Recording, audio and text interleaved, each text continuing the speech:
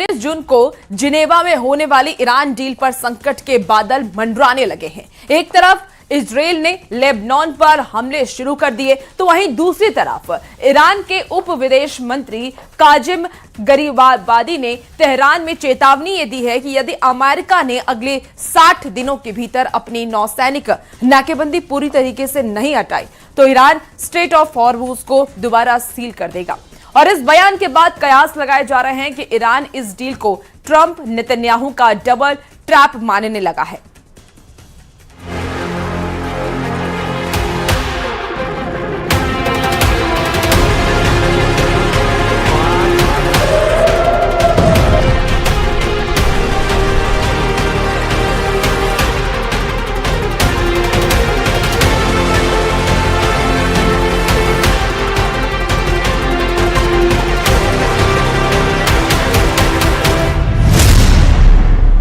फंस गया Iran, deal के नाम पर डबल धोखा।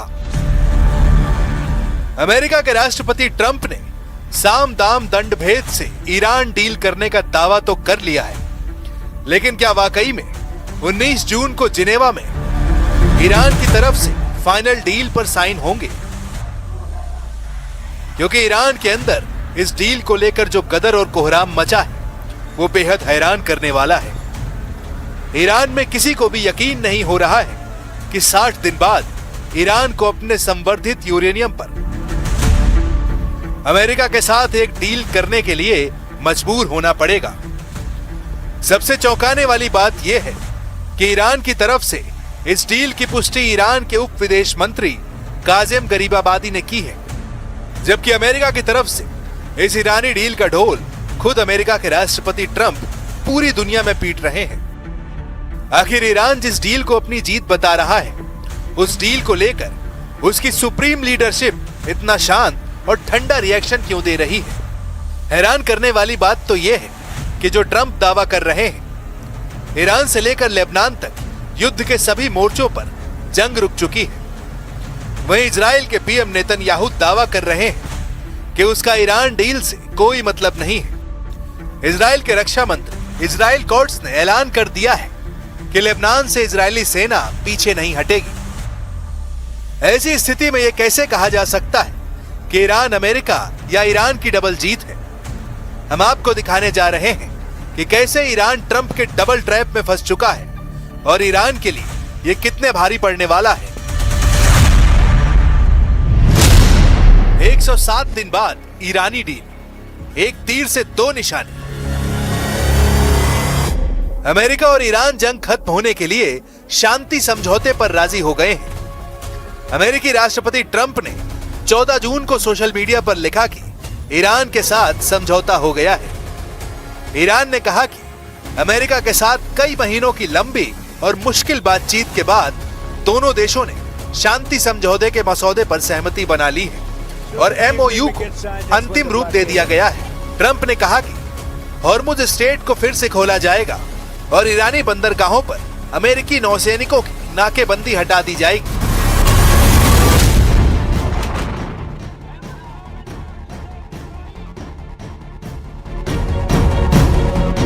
इस युद्ध और शुरुआती समझौते यानी एमओयू को देखने वाले अंतरराष्ट्रीय कूटनीतिक एक्सपर्ट्स का मानना है कि इस मोड़ पर ईरान का पल्ला राजनीतिक रूप से भारी नजर आ रहा है। हालांकि अमेरिका इसे अपनी जीत के रूप में पेश कर रहा है। 19 जून को जिनेवा में ईरान की तरफ से फाइनल डील पर साइन होंगे। 15 जून 2026 को अमेरिका और ईरान के बीच युद्ध समाप्त करने और पीस फ्रेमवर्क पर सहमति बनने की खबरें हैं। फरवरी 2026 में भड़के इस भीषण युद्ध के करीब 3.5 महीने बाद दोनों देश 19 जून को स्विट्जरलैंड में आधिकारिक रूप से इस समझौते पर हस्ताक्षर करने जा रहे हैं। अमेरिका के राष्ट्रपति डोनाल्ड ट्रंप ने सोशल मीडिया पर ईरान डील को लेकर जो लिखा है, उससे साफ पता चलता है कि ट्रंप इस डील को लेकर कितने ज्यादा खुश और उतावले हैं। उन्होंने लिखा, दुनिया के जहाजों अपने इंजन चालू कर लो, तेल को बहने दो। इधर पाकिस्तान के प्रधानमंत्री शहबाज शरीफ ने कहा कि दोनों देश 19 जून को स्विट्जरलैंड के जिनेवा में पीस डील पर दस्तखत करेंगे। अगर ऐसा होता है तो 47 साल में तेहरान और वॉशिंगटन के बीच ये पहली हाई लेवल बैठक होगी। 24 ساعت گذشته با تحولات مهمی مواجه بودیم.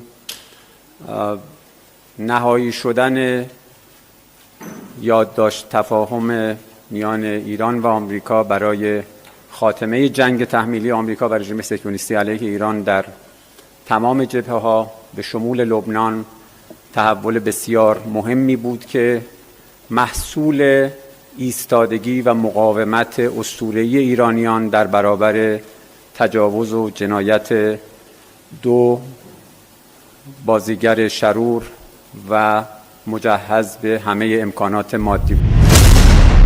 ईरान डील में डबल धोखा, ट्रंप नेतन्याहू का डबल गेम। अमेरिका ईरान में अब जल्द ही बड़ा समझौता हो सकता है। अमेरिकी राष्ट्रपति ट्रंप ने इस बात का संकेत दे दिया है। उनका कहना है कि कुछ ही घंटों में अब अमेरिका और ईरान के बीच फाइनल डील हो सकती है। लेकिन सवाल यह है कि क्या वाकई ईरान के साथ खुले मन से समझौता करने जा रहे हैं या फिर समझौते की आड़ में ईरान के साथ सिर्फ धोखा हो रहा है। इंटरनेशनल इंटेलिजेंस के कुछ एक्सपर्ट्स इसे पूरी तरह धोखा ना मानकर ट्रंप और नेतन्याहू के एक सोची समझी चेस चाल के रूप में देख रहे हैं, जिसके पीछे गणित हो सकता है। ट्रंप दुनिया के सामने शांति दूत की इमेज बना रहे हैं, दुनिया के लिए हारमूज खुलवा रहे हैं, जबकि नेतन्याहू बैड कॉप की भूमिका में रहकर लेबनान से लेकर ईरान तक हमले की खुली छूट का दावा कर रहे हैं। डील के तहत 60 दिन में परमाणु स्टॉक नष्ट करना है। अगर ईरान अपने डील से मुकरा तो ट्रंप को दोबारा से नैतिक और लीगल आधार मिल जाएगा और वो ईरान को तबाह कर डालेंगे। 107 दिनों की लगातार लड़ाई से अमेरिका और इजराइल दोनों के एयर डिफेंस इंटरसेप्टर्स यानी मिसाइल डिफेंस सिस्टम खत्म होने की कगार पर थे। इस डील के बहाने इजराइल और अमेरिका को अपने हथियारों का स्टॉक दोबारा भरने का समय मिल गया है, क्योंकि इजराइल ने आधिकारिक तौर पर कह दिया है कि वो इस डील का हिस्सा नहीं है। इसलिए नेतन्याहू ने चालाकी से खुद को अंतर्राष्ट्रीय बंधनों से मुक्त कर लिया है। अमेरिका दुनिया से कहेगा वो शांति चाहता है, लेकिन इजराइल पर्दे के पीछे से ईरान के परमाणु ठिकानों पर मोसाद के जरिए गुप्त और सर्जिकल हमले जारी रखेगा। इजराइल सीज फायर के आधिकारिक रूप से लागू होने से पहले हिजबुल्ला और ईरान के शीर्ष कमांडरों को चुन चुन कर निशाना बनाने की नीति जारी रखेगा, ताकि समझौते के वक्त उसकी स्थिति कमजोर न रहे। अगर अमेरिका के दबाव में इजराइल को फ्रंट लाइन वॉर यानी आमने सामने का युद्ध रोकना भी पड़ा, तो भी मोसाद के जरिए ईरान के भीतर सीक्रेट ऑपरेशंस, साइबर हमले और परमाणु वैज्ञानिकों या ठिकानों को गुप्त रूप से निशाना बनाने का सिलसिला थमेगा नहीं। ये लगभग तय है।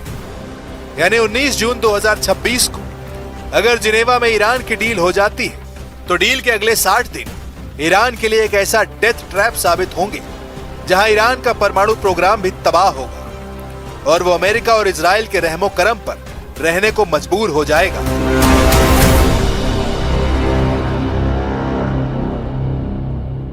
There is no doubt that this agreement is seen as very bad by the majority of the Israeli public.